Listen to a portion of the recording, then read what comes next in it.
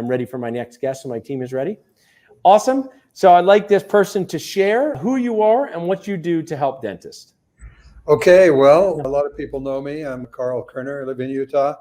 And for several years now, we've been having courses available for general dentists to be better at surgical extractions.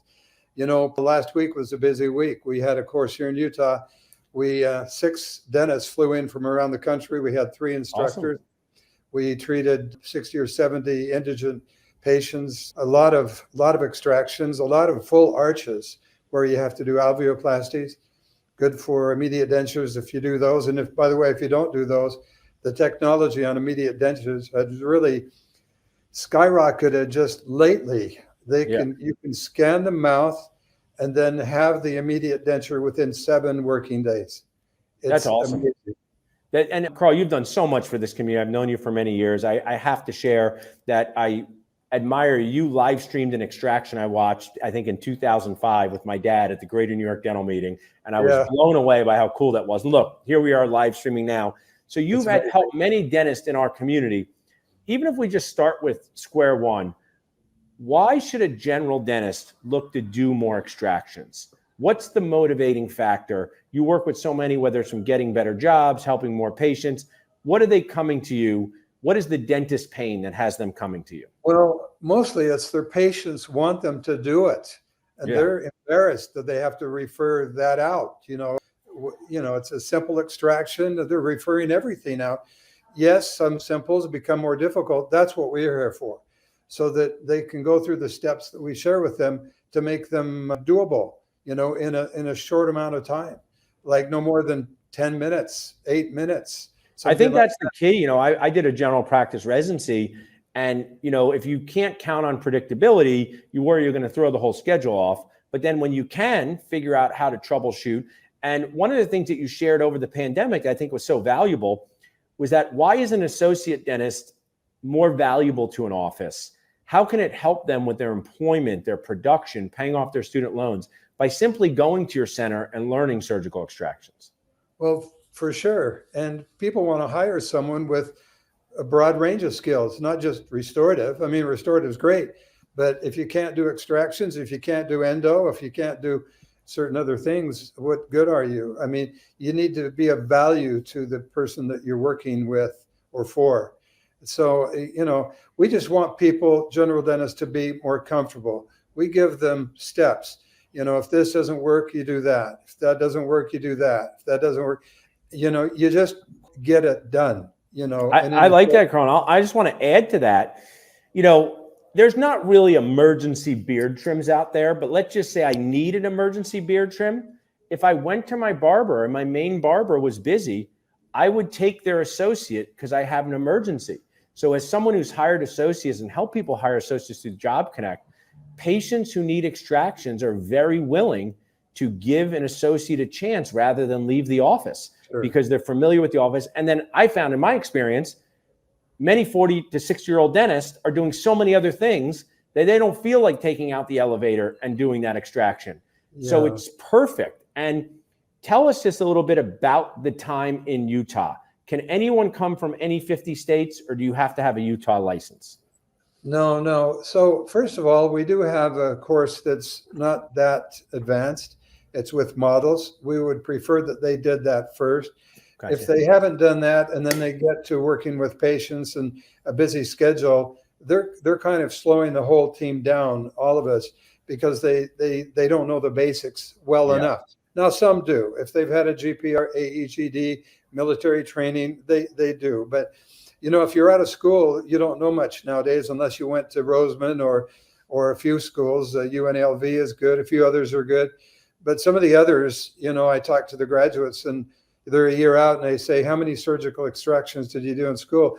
And they say none, so that's kind of the way it is. It's too bad.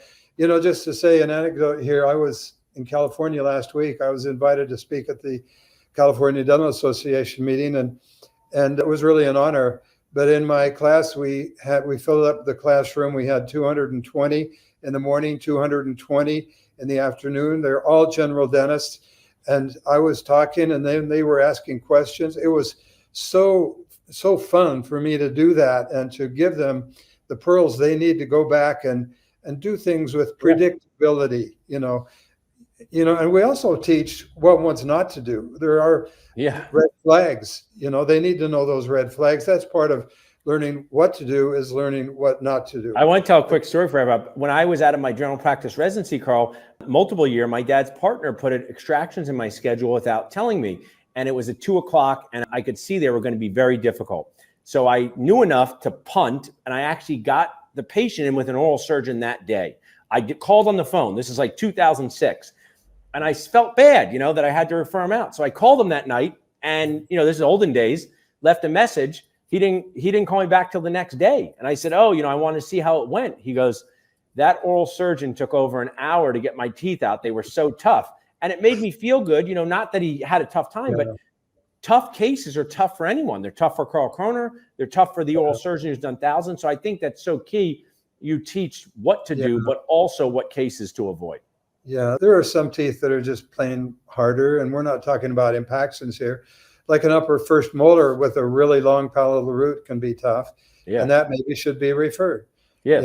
Canines, we're getting to be in everyone's wheelhouse now, because we can use the skinny burr and go down the side of the canine, down 3/4 of the root length, and remove the bone from the PDL. So there are certain techniques nowadays that people may not know about, where we can actually excise single roots with the skinny burr luxator technique. Yeah, they're always making improvements. Well, Karl, you have been such a supporter. When people text this number, text Karl to 215-543-6454.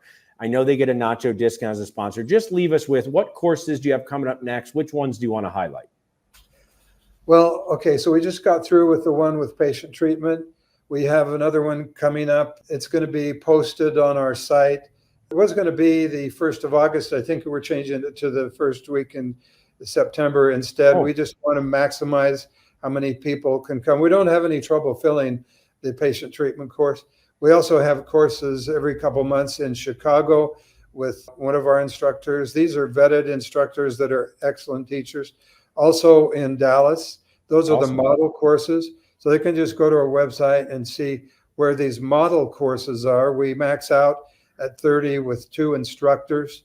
The people get to do it on the model before they do it on the patient. So it's a really good thing. We also have an entry-level implant course that is patient treatment in Utah, and also a third molar impaction course in Dallas, where it's 3 of the nights are actually evenings of the Saturday before, so that they don't have to miss work. They can do webinars in the evening and then show up on Saturday in Dallas to work on models and actually watch a case in progress. Well, you have the full Nacho plate. 100% of extractions, Karl, are not easy, but I know something, 100% of dentists like to save money. So people can text Karl to 215-543-6454.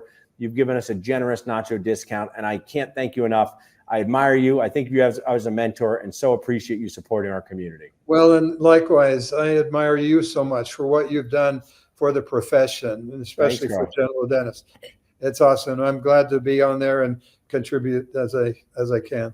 Awesome, Karl. Thanks so much. Appreciate you sharing today.